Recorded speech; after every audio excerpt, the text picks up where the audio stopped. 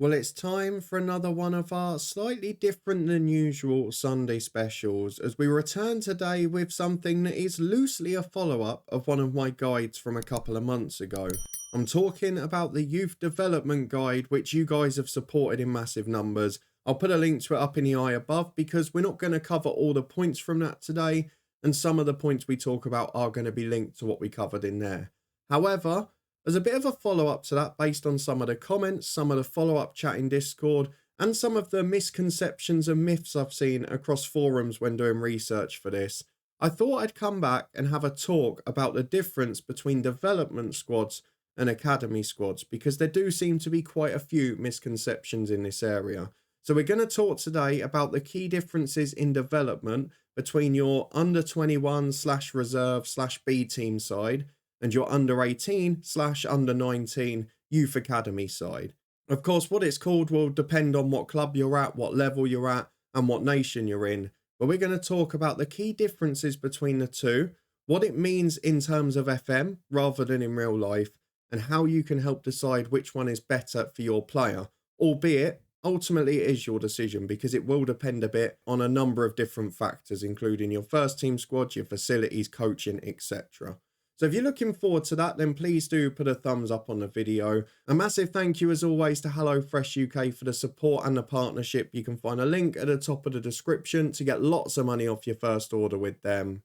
But we're going to go in a sort of simple PowerPoint presentation style format here. And we're going to talk at first about the differences between the two squads and then how you decide where to put your best young players. So let's start by looking at the key differences between the development and the academy squad.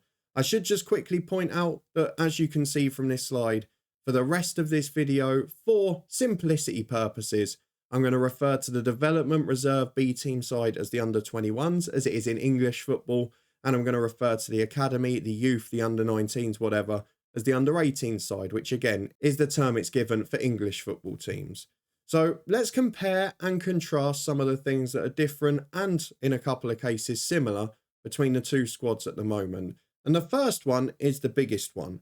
When you're planning a youth academy challenge or you're talking about a long-term development of a club for a one-club story, for example, you often talk about developing your facilities, but do you know which ones are more important? Well, actually, your youth strategy could determine that a bit, because your under 21s in FM24 are currently using your senior club training facilities. Your under 18s, your academy squad, are using the club's youth facilities. Now, of course, in the real world, this probably isn't quite as exact as that. They probably aren't quite so separated.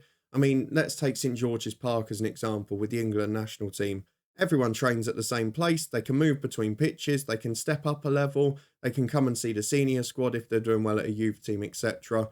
And to be fair, a lot of top clubs are like that in the footballing world now. However, if that were the case in FM, then you'd never need to improve the other facilities. So that's probably part of the reason it's separated. But it is one of the key things to remember if you're not at the very top level when you're considering if there's a big difference between your facilities. If I take an example, my current Youth Academy Challenge save on Twitch with Hellerup in the third tier in Denmark, we've got below average training facilities because we're not a big club.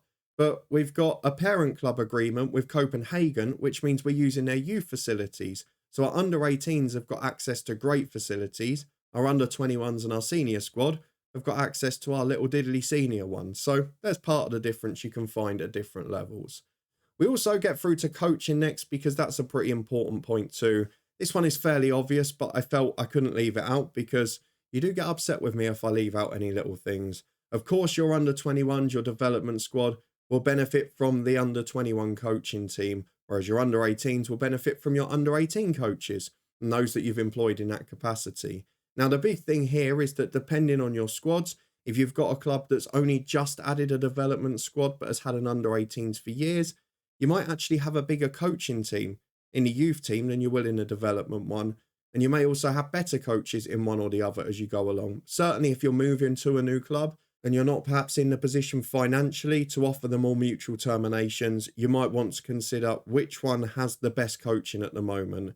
There is also a second part to that as well, which is you've got to consider the number of coaches in each of these squads, because if you say, oh, the under 21s have only got 2 coaches, but they're brilliant ones, the under 18s have got 5 or 6 rubbish ones, I'll make sure they're all of the good youth players are in the under-21s. But then if you've then got 30 in that squad, the under-21s, and only 11 in the under-18s, the bare amount, then you're still going to have poor coaching, because if you're spreading your coaching team too thin, of course, the ability of their coaching, the amount of individual and small group coaching they can offer dwindles massively. So it's not just about how good your coaches are at those levels, it's about whether you've got enough to cover all the training categories and all the players that you've got in those respective squads. Let's move on to some of the more individual elements as well though. For both under-21s and under-18s, you can add them to senior training units, something we talked about in great detail in the youth development guide, and I'm not going to cover it here again, but you can go back and view it up there. One of the most underused features in FM, but basically you can add all of the players in both squads to your training units at senior level, so they get work on individual sessions with the senior players in their respective position.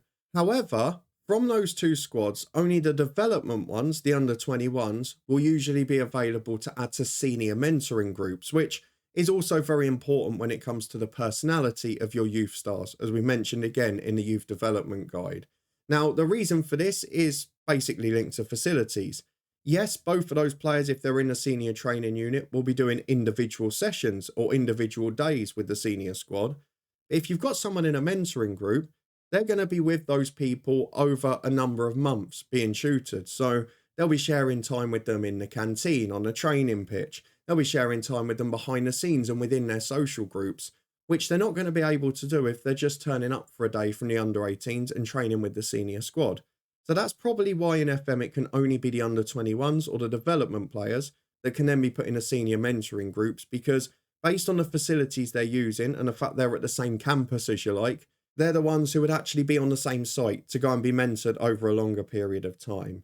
And then the final one is relating to matches, where we've got a difference. Now, you've probably seen this number of times before. You've gone to put an under-18 player in a senior squad because you've run out of subs, you've got nothing to play for with a couple of games to go, and you notice that they're all absolutely knackered. So you have to go and get a crap player from the 21s or a greyed out player. Now, the main reason for this is that under-21 players will only be eligible for that development squad, whereas under-18 players will be available for both the under-18s and the under-21 squads. And if your under-21s aren't great, if you've decided from the other elements that your best youth players are going to be in the under-18s, they will often still be picked for under-21 matches, which, based on English football in particular, when you've got an under-18 game at the weekend and an under-21 one in midweek, they're going to be absolutely knackered. And they're also, based on what rest levels you give to players based on their condition, not going to get that much training to benefit from all the rest of the stuff. So you have got to be careful with that from a training and development point of view, but also from a first team point of view, because if you've got a player who you might want to get involved in the senior squad, and you've got them in your under-18s where the fixtures often clash, it's a very simple way for them not to be available when you might want to have them to choose from. So with that in mind, and as we're edging towards that topic anyway, let's move on to how to decide which of your squads to put your best youth players in. Now, this will vary from club to club, so I can't just come along and give you the answers here, but I can give you questions of the things you should consider before making your decisions of where players should be and how to balance where your youth players go, the 18s or the 21s. So these are the 6 questions I will normally ask. Which squad will have access to better facilities? That's the first one. It's a simple question with a black and white answer. Who's got the better facilities? Because if you've got better facilities, you're likely going to get better training. It's as simple as that. For most clubs across the pyramid, it will be the senior squad that have slightly better facilities. However, as I've explained in my Hella Up Twitch save, there are some clubs further down the food chain where they've got affiliate links and things like that, which will enable them to have better youth facilities than senior ones. So you have got to consider it. The second question, pretty much linked to what we mentioned on the other slide, is which squad will have access to better coaching? Now, this is simply, are your under-21 coaches or your under-18 coaches better? And this can even differ by area. You might have a better under-18 goalkeeping coach, but a better under-21 fitness and tactical coach. So you might then want your best youth goalkeeper in your under-18 squad, but you might want your best attacking player or the players that need fitness training the most out on field in the under-21 squad. It's not just an answer for everyone, but it's definitely something you should consider. And as we mentioned before, it's not just about the quality of the coaches, it's about the quantity and it's about the workload. can they offer the amount of development to your players that you need? So which squad has more coaches is something you need to consider. I'm not going to go over it too much again, but the most important thing for me in FM is how good and how big your coaching team is. I will always recommend, no matter what you do, if you've got a little bit of money left over, don't just spend it on one player. Yes, you can get a gamble on loan if you've got 3 months and you might be in with a big promotion. That's going to make a huge difference financially. But generally speaking, you should always prioritize increasing your senior and your youth coaching teams. And if you've got a real amount of money available, getting better facilities too. But a great coaching team can develop average players. An average coaching team can ruin great players. It's as simple as that. The fourth thing to consider, as we mentioned before, is the player's personality. Are they likely to need mentoring in the short term? Because, of course, if you put a player in the under-21s and you then include them in a senior training unit, they will often become available for mentoring with some exceptions. However, if you do this with an under-18 player, that will not be an available option. Of course, you don't really need to consider this if you don't have any senior players that are good enough to mentor people. If you do, if you have that model citizen, if you have that model professional in your senior squad, it is something you should pay attention to as well.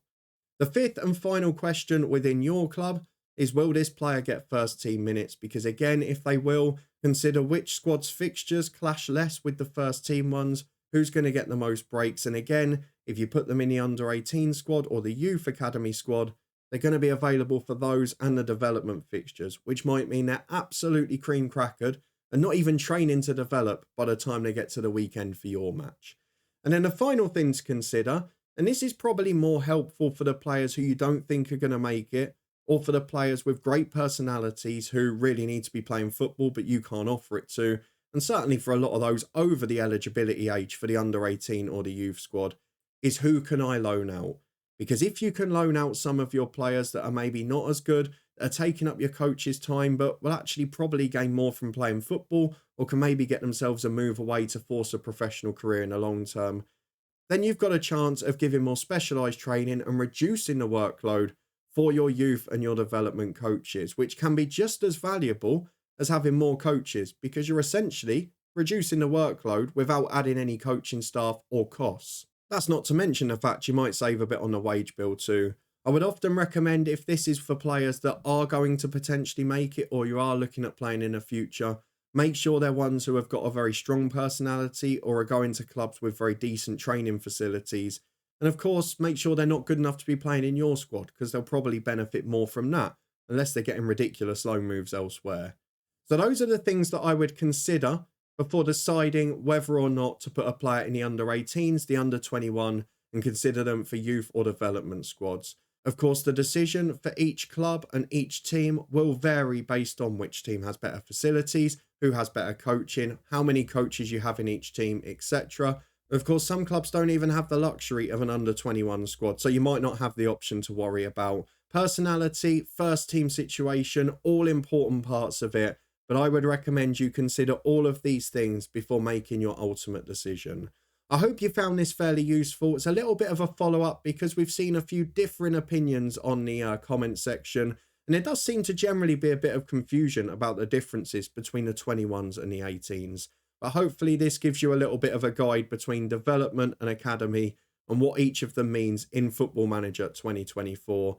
Hopefully it dispels a few of the myths across the online forums as well. But if you did enjoy it, please do put a thumbs up on the video. I really hope it has been useful in some capacity. And if you haven't seen it already to know why some of these things were so important, you can find the full youth development guide up in the eye above. If you want to stay up to date with everything on this channel though, including more Sunday specials and our 2 long-term stories which return tomorrow, then please do subscribe and turn that notification bell on. If you've missed any of the head coach or our South End save, you can find both of those playlists up there, as well as the Twitch channel and the football podcast too.